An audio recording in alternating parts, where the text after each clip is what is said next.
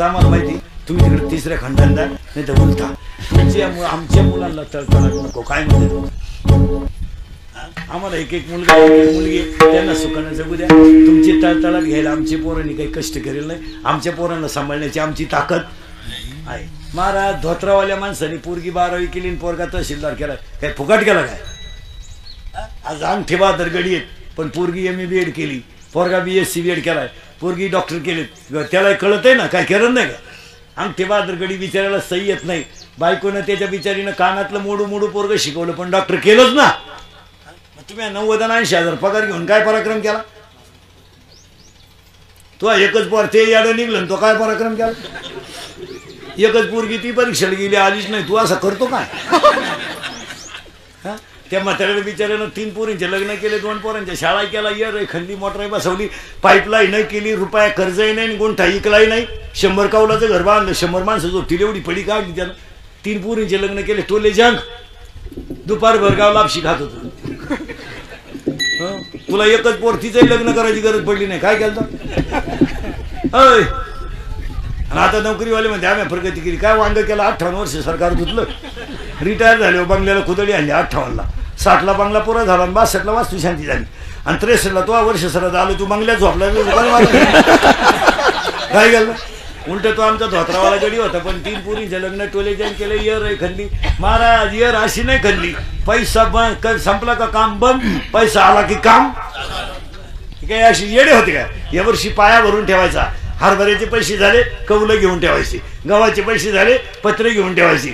जुने लोक असे भंगार होते काय? 13% काढा ना बांगला बनला. त्याने वास्तुशांतीलाच पत्र आलं व्याज.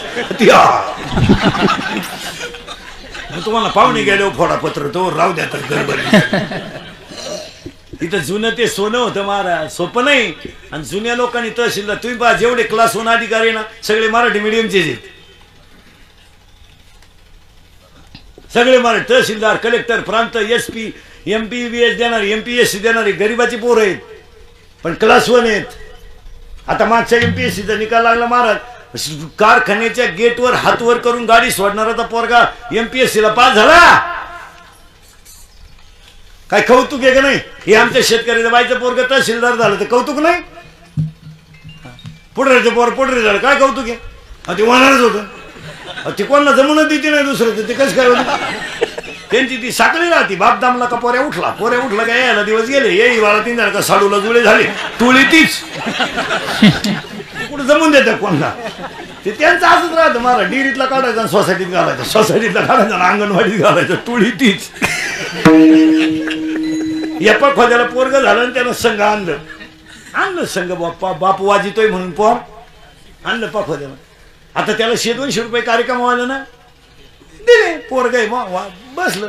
लोक काय म्हणले माहिती केला पोर बापाचं कमी पडलं, पोर आणायला सुरुवात केली. आणि तुमच्या 3 पिढ्या दुसऱ्याला उतरून देईन. तुम्ही काय केलं? तुम्हाला असं वाटत नाही का आपण चुकीचं वागतोय? तुम्हाला काय माया पुढं खरं आहे फक्त. इंदुरीकर मरेल ना भाऊ तरी तुम्हाला आपलीच आठवण येईल. काळ वाईट आहे. सासू सासऱ्याची काळजी घ्या. काही नाही. आणि ज्या ज्या सुनांनी सासऱ्यांचे छळ केले तिला अशी सून आली, तिला एकही सून नाही. तिला विचार ना काय चाललंय. अहो ती बोलून देत नाही बाई. वाघिणी वाळी डरकाळे फोडीतून नुसती. माझ्या डोळ्या देखत आणायची ग बाई, माझ्या डोळ्या देखत आणायची. आण ना. तुला अजून सुनाचा झटका माहित नाही बाई. वैशाखात सुना आली का जास्त डोळ्याचं ऑपरेशन झालं तुला अजून माहित नाही. आणि जिथं थोरल्याचं लग्न झालं त्याला विचारलं ना धाकट्याचं करता का यंदा नाही तर बाई. दिवाळी झाल्यावर पाहू. पहिलीनच एवढी जिरवली तर दुसरी दिंडीत गाडी. ज्या पोरानं बायको करेल नाही ना ते कार्ट बोलून देत नाही कोणा. ते म्हणते बायको करू दे अशी नीट करून टाकीन तुमची बस. असंच म्हणायचं तो बाप. तू तर सासरवाडीला कांदे वाटणं करा गेला भाऊ. तुला काय तुम्हाला माहिती आहे महाराज किती जाल कुत्र पाळा पार माणसं फाडणार. आणि शिवारात वाघ येऊ द्या कुत्र भुकत नाही. त्याला भुकायचं इंजेक्शन द्या ते कना ते पण भुकत नाही. ते म्हणते भुकलं का याच्यासाठी केला होता 8 तास विचार. कुत्र आहे ते. वाघ आला ना शिवारात इतर टायमाला ते मालका शेजारी झोपते. वाघ आल्यावर खाटा खाली जाते. हुशार आहे ते. वाघ आला म्हणते वरचा नाही माया का मोळा उठला ते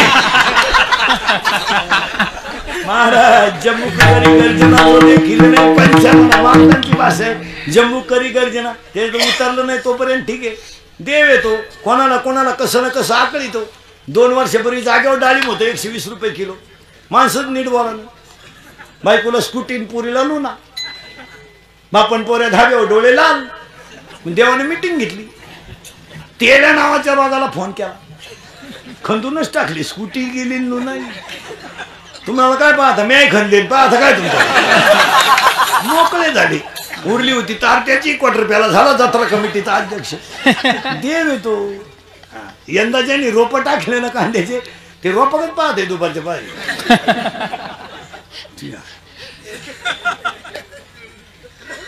यंदा सरकार दुष्काळ तुम्हाला त्या शेतकरी द्याशी आणि याला सगळ्याला जबाबदार ते हवामान खाते. ते भुकलं नसतं ना काही काय. ते आता 1.5 महिना झाला आजारी पडले. कणानं सुद्धा टीव्हीला सुद्धा पट्टीन हवामान खातच गायब झालं. नाही तर उन्हाळ्यापासून दणका उठवला 103%. इथं टाकून प्यायला पाणी नाही तुमचे 103%. देव येतो. शेतकरीलाही कडक टोप्या घालून येड्यावानी करायचं. उसावालं 2200-2400 मिळायचं. देवानं मागच्या महिन्यात लगेच हुमनीला फोन केला. हुमनी हुमनी हुमनी तिचं खरं नाव उनी. देवाने तिची गाठ घेतली. ती हुशार. ती म्हणली मी वरून नाही येणार. हा नालायक मला फवाराय बसलाय. मी खालून येते. आली ना खालून. मालक उसातला वेळ गेला. चैन वर फटकट पडला त्याच्या बोखंडीत.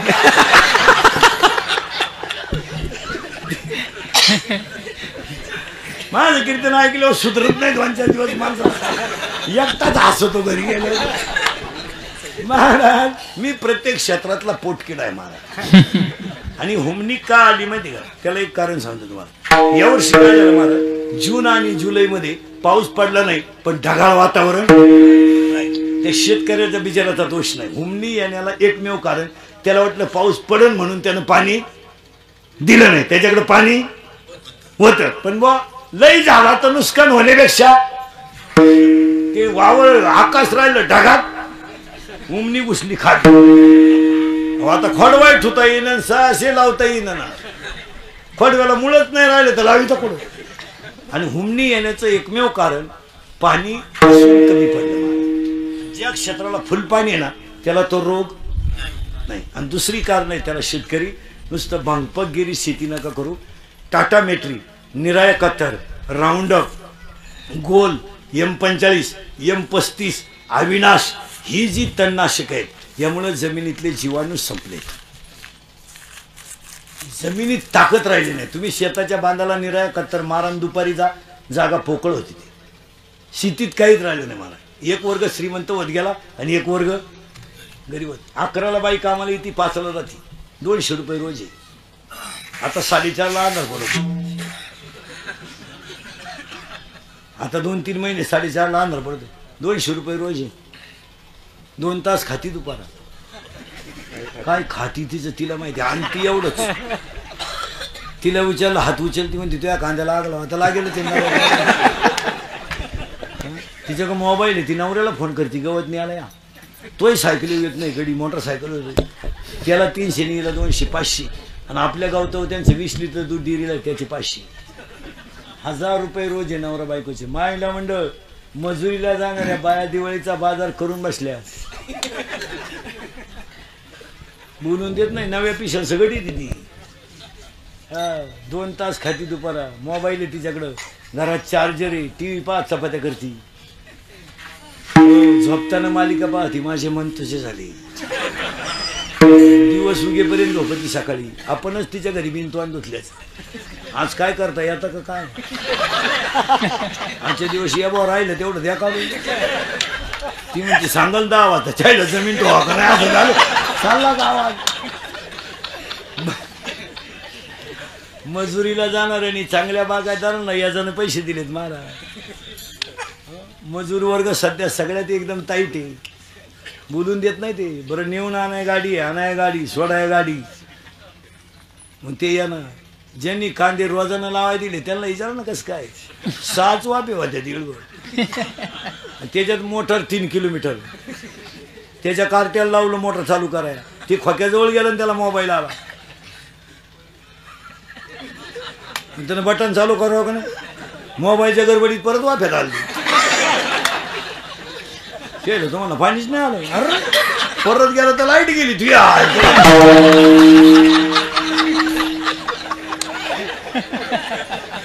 सहा बाया बसून राहिल्या बांधव.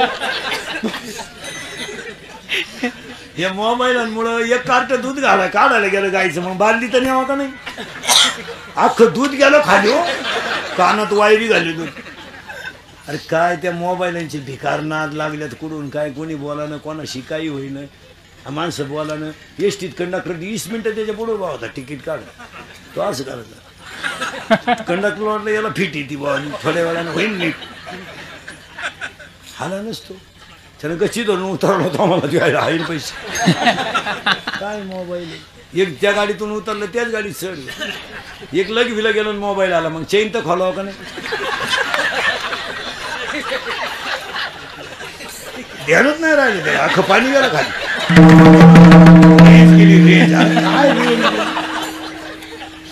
चला थोडं पुढं, ते म्हणा पुढं जायचंच का, आपला शिकत माणूस मिळालाय. माणूस मिळाला आता, वर काही नाही. आणि त्या माणसाला हे दुःख होण्याचं एकमेव कारण तो गुतलाय कष्टात. नको नको म्हणा, नको नको म्हणा, नको नको म्हणा, दुःख मायदारी. नको नको म्हणा, नको नको म्हणा, नको नको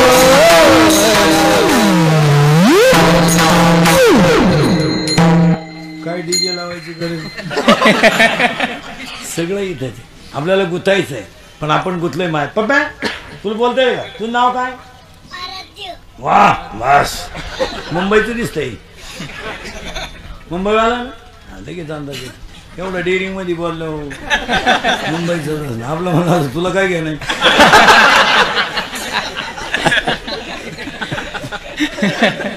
आपलं जर असतं ना इथलं जेवण, तुला काय घेणं मा नाव काय असं.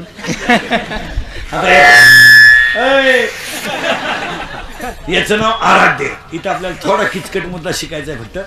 हे याचं नाव नाही, याचं ठेवलेलं नाव आहे. पुरावा त्याला असा आहे, उपजलिया बालकाशी नाम नाही त्यापाशी मारीला नावे काहू देत होते. मग आता हा आराध्य कसा तयार झाला म्हणून दाखवतो, पुढून येतो पटकन. श्री संघ जर समतिथीला झाला तर मुलगा होतो. नीट ध्यानात ठेवा. श्री संघ जर समतिथीला झाला तर मुलगा होतो. श्री संघ जर विषम तिथीला झाला तर मुलगी होते.